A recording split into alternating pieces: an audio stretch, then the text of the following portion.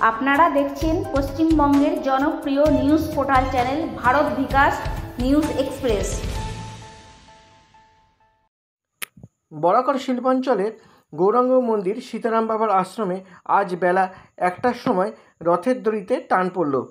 প্রভু জগন্নাথ নিজের আসন ছেড়ে রথে উঠলেন এবং ভক্তদের মনোবাসনা পূরণ করবেন রথে বসে।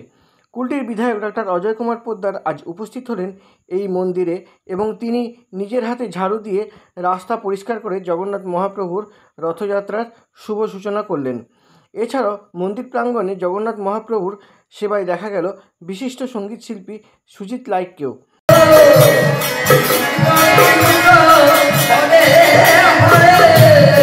স্যার নমস্কার, আজকে রথযাত্রা পূর্ণ দিন, আজকে ভারতবর্ষের বুকে একটা কি বলবেন?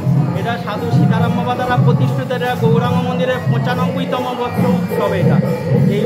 এই রথ উৎসবটা আমাদের 95 বছর এবছর চলছে।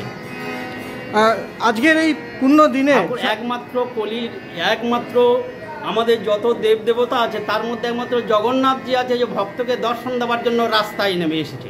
দেওয়ার জন্য আমরা দেবতাদের দর্শন করতে মন্দিরে যাই, আজ ভগবান এসেছে ভক্তকে দর্শন দেওয়ার জন্য। সারা ভারতবাসীর জন্য আজকে কি প্রার্থনা করবেন? আজকে শান্তিতে থাকুক, সুখে থাকবে, এটাই।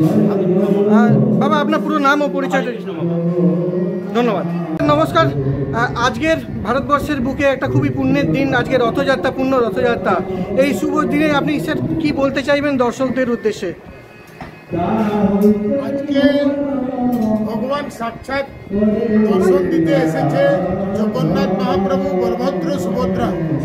এটা পুরী থেকে আরম্ভ হয়, আমার পুরো ভারতবর্ষে ছড়িয়ে গেছে, প্রত্যেকটা গ্রামে গঞ্জে হচ্ছে।